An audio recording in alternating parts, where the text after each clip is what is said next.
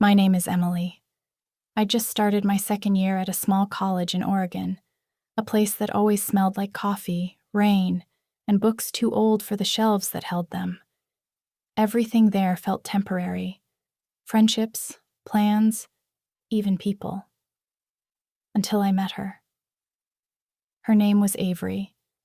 She walked into our literature class one September morning, late by 3 minutes and unapologetic. She had short auburn hair and the kind of confidence that didn't need to announce itself. It just existed, quietly.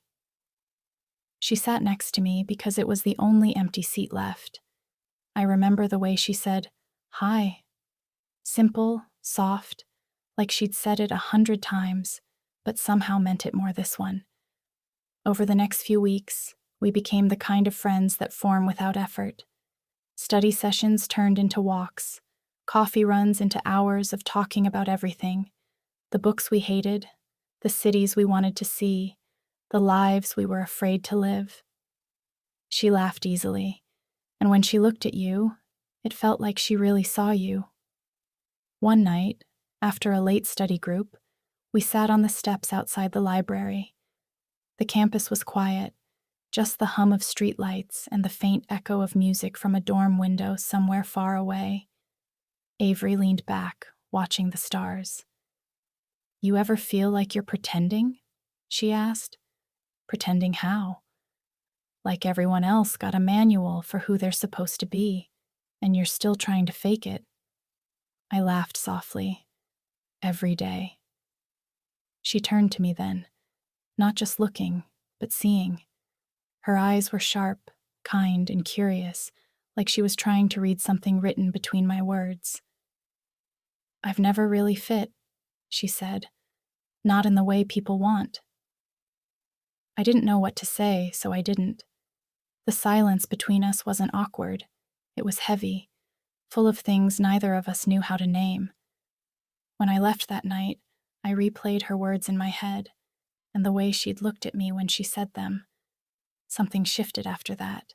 The next time we met, I noticed how close our shoulders were when we sat together, how her laughter stayed with me longer than the sound of my own voice. And when she texted me the next evening, "Want to hang out tomorrow?" I said yes without even thinking, because maybe I wanted to know what it felt like to stop pretending too. Weeks passed, and somehow Avery and I became inseparable. It wasn't planned. We just fell into each other's days. Morning coffee before class, sharing notes, playlists, and the occasional secret, the kind that slips out when you're too tired to guard it. One Saturday, we found ourselves in the campus art building, quiet, almost empty. The world outside was bright, but the sunlight here came filtered through dust and old glass, turning everything gold. She was sketching. I was pretending to read. Every few minutes, she'd look up from her notebook, catch me staring, and smile without saying anything. "You ever think about what comes after this?" she asked suddenly. "After college?" She nodded. "Yeah. Everyone keeps talking about jobs, apartments, real life. But I think this is real life already. The small stuff, the in-between moments." I closed the book. Maybe that's why we don't notice them until they're gone. She studied me for a second. "You sound like you're already missing something." "Maybe I am." The silence that followed wasn't empty. It hummed, soft and alive. The light hit her hair just right, copper and warmth. For a moment, I thought about how strange it is that people can walk into your life and make everything look different without even trying. Avery leaned back in her chair. "Can I tell you something?" "Sure." "I've liked girls for as long as I can remember." She said it like a fact, not a confession. I didn't know what she expected. Shock, maybe. Instead, I just nodded.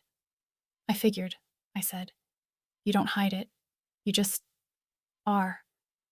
Her smile turned small, careful. "And you?" I hesitated.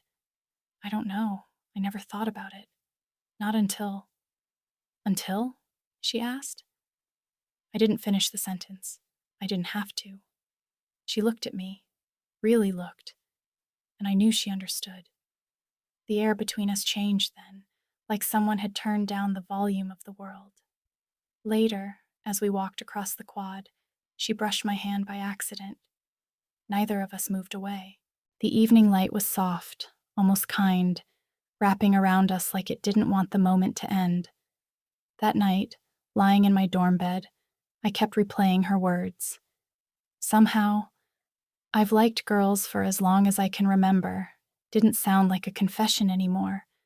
It sounded like an invitation to stop pretending.